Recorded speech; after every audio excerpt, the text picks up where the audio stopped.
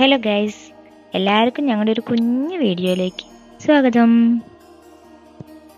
ഇന്നത്തെ ഒരു special video ആണ്.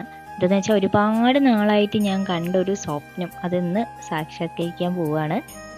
വേറെ ഒന്നുമല്ല, ഞങ്ങളുടെ അരങ്ങേറ്റമാണ്. എൻ്റെ മോളുടെ അരങ്ങേറ്റം ഒരുമിച്ചാണ് ചെയ്യുന്നത്. അതിൻ്റെ ഒരു സന്തോഷം നിങ്ങളായിട്ട് പങ്കുവയ്ക്കാമെന്ന് വിചാരിച്ചു.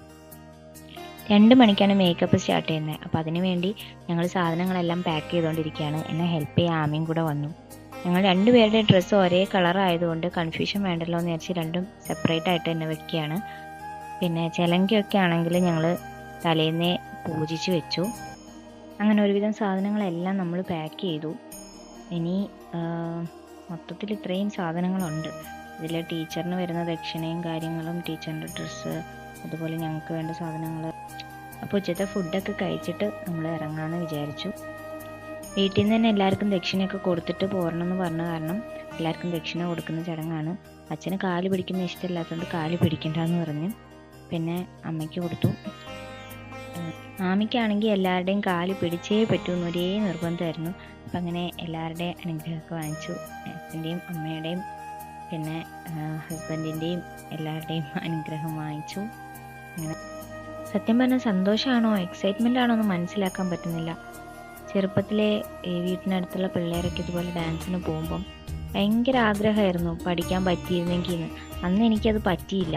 അപ്പോൾ അവർ ചെയ്യുന്ന സ്റ്റെപ്സൊക്കെ നോക്കി വീട്ടിൽ വന്ന് ഞാൻ ഒരുപാട് പ്രാവശ്യം കളിച്ച് നോക്കിയിട്ടുണ്ട്, ഒരാഗ്രഹം കാരണം. ഇത്രയും വർഷം കഴിഞ്ഞിട്ട് ഇങ്ങനെ ഒരു കാര്യം എനിക്ക് സാധിക്കാൻ പറ്റുമെന്ന് ഒരിക്കലും ഞാൻ വിചാരിച്ചതല്ല. നമ്മളെല്ലാവരും നമുക്ക് സാധിച്ചെടുക്കാൻ പറ്റാത്ത ആഗ്രഹങ്ങൾ നമ്മുടെ മക്കളിലൂടെ സാധിച്ചെടുക്കണം എന്ന് ആഗ്രഹിക്കുന്നവരായിരിക്കും. അപ്പം ഞാനും അതുപോലെ തന്നെയായിരുന്നു. മോളെ ഡാൻസിന് വിട്ടപ്പം എന്നാൽ എനിക്കൂടെ ചേർന്നാലോ എന്നൊരാഗ്രഹം ഉണ്ടായിരുന്നു. അത് കറക്റ്റായിട്ട് എൻ്റെ ഹസ്ബൻഡ് മനസ്സിലായി. പുള്ളി പറഞ്ഞ് എന്തായാലും നീയും കൂടെ ചേര്, പഠിക്ക് എന്നെ പറഞ്ഞ് ഫുൾ സപ്പോർട്ടായിരുന്നു. അങ്ങനെ ഞങ്ങൾ എല്ലാ ഇതിനും കൂടെ നിന്ന് ഞങ്ങളെ സപ്പോർട്ട് ചെയ്തത് ഹസ്ബൻഡാണ്. അങ്ങനെ ഞങ്ങൾ മേക്കപ്പും കാര്യങ്ങളൊക്കെ തുടങ്ങാൻ പോവാണ്. എല്ലാവരും റെഡി ആയിരിക്കുകയാണ്. മേക്കപ്പ് മാൻ വന്നു, അതുപോലെ ക്യാമറമാനും എല്ലാവരും ഒക്കെ വന്നിട്ടുണ്ട്. ഇങ്ങനെ മേക്കപ്പ് സ്റ്റാർട്ട് ചെയ്തു. 9 പിള്ളേരാണ് ഞങ്ങളുള്ളത്. അപ്പം ഓരോരുത്തരായിട്ട് മൊത്തം 3 മേക്കപ്പ് മാൻമാരുണ്ടായിരുന്നു. അങ്ങനെ അവരെല്ലാം സ്റ്റാർട്ട് ചെയ്തു. എല്ലാം കഴിഞ്ഞ് ഇനി ഫുഡ് കിട്ടുള്ളൂ എന്ന് പറഞ്ഞുകൊണ്ട് ഞങ്ങൾ 2 ഇഡ്ഡലി കഴിക്കാമെന്ന് വിചാരിച്ചു. ക്ലാസ്സിന് ചേരുന്ന സമയത്ത് എല്ലാ ക്ലാസ്സിനും വരാൻ പറ്റുമോ, എങ്ങനെയാണ് പഠിക്കാൻ പറ്റുമോ, ഒരുപാട് കൺഫ്യൂഷൻസ് ആയിരുന്നു. കാരണം ഡ്യൂട്ടി ടൈം, പിന്നെ വീട്ടിലെ കാര്യങ്ങൾ എല്ലാം കൂടെ മാനേജ് ചെയ്യാൻ പറ്റുമോ എന്നുള്ളതൊക്കെ ഒരു ഭയങ്കര കൺഫ്യൂഷൻസ് ആയിരുന്നു. അപ്പം വീട്ടിലെ അച്ഛനും അമ്മയായാലും എല്ലാവരും നല്ല സപ്പോർട്ടീവ് ആയിരുന്നു, ഹസ്ബൻഡും എല്ലാവരും. അങ്ങനെ ഇത്ര വരെയൊക്കെ എത്തി. ഞാൻ എൻ്റെ കല്യാണ ദിവസത്തേക്കാളും എക്സൈറ്റഡ് ആയിരുന്നുള്ളതാണ് സത്യം. ഭയങ്കര ഒരു വല്ലാത്തൊരവസ്ഥയായിരുന്നു. കാരണം സ്റ്റെപ്പൊക്കെ തെറ്റിക്കോ ഇല്ലയോ ഒന്നും അറിയില്ല, അതൊക്കെ വേറെ. പക്ഷേ ആ ഒരു സ്റ്റേജിൽ ഈ ഡ്രസ്സും ഈ ഒരു മേക്കപ്പും എല്ലാം കൂടെ ആ സ്റ്റേജിൽ കയറാൻ പറ്റുക എന്നുള്ളതിന് എൻ്റെ വലിയൊരാഗ്രഹമായിരുന്നു. അതെന്തായാലും സാധിച്ചിട്ടുണ്ട്.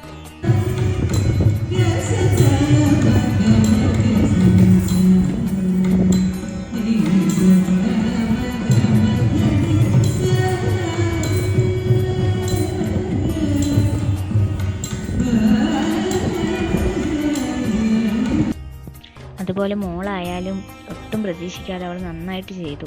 അവളെ മാക്സിമം അവൾ ചെയ്തു.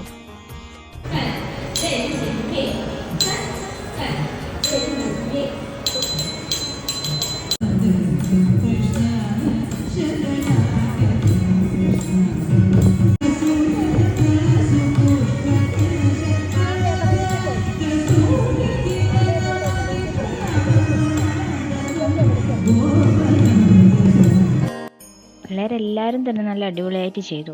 പിന്നെ ഞങ്ങൾ തിരിച്ച് വന്ന് ഞങ്ങൾ ഡാൻസ് ക്ലാസ് വെച്ച് റീലൊക്കെ ചെയ്യാമെന്ന് വിചാരിച്ചു. അങ്ങനെ കുറച്ച് വീഡിയോസും കാര്യങ്ങളും ഫോട്ടോഷൂട്ട് അങ്ങനെയൊക്കെ ഉണ്ടായിരുന്നു. ഇനിയാണ് മക്കളെ മേജർ പരിപാടി. ഇതെല്ലാം ഇളക്കി കളയുക എന്നുള്ളത് തന്നെയാണ് മേജർ പരിപാടി. അങ്ങനെ എല്ലാം തലയുള്ള സാധനങ്ങളും എല്ലാം കൂടെ അഴിച്ച് മേക്കപ്പും എല്ലാം കളഞ്ഞ് ഒരു വിധത്തിൽ അതിന് 2 മണിക്കൂർ എടുത്ത് പിന്നെ കുളിച്ച് ഫ്രഷായി വന്നപ്പോഴത്തേക്കും നല്ല വിശപ്പ്. പിന്നെ ഒന്നും നോക്കിയില്ല, നേരെ ഞങ്ങൾ തട്ടുകടയിലേക്ക് വിട്ടു. 10 ദിവസത്തെ നീണ്ട നോയമ്പിന് ശേഷം ഞങ്ങൾ ഇന്നത് മുറിക്കാൻ പോവുകയാണ് ഗൈസ്.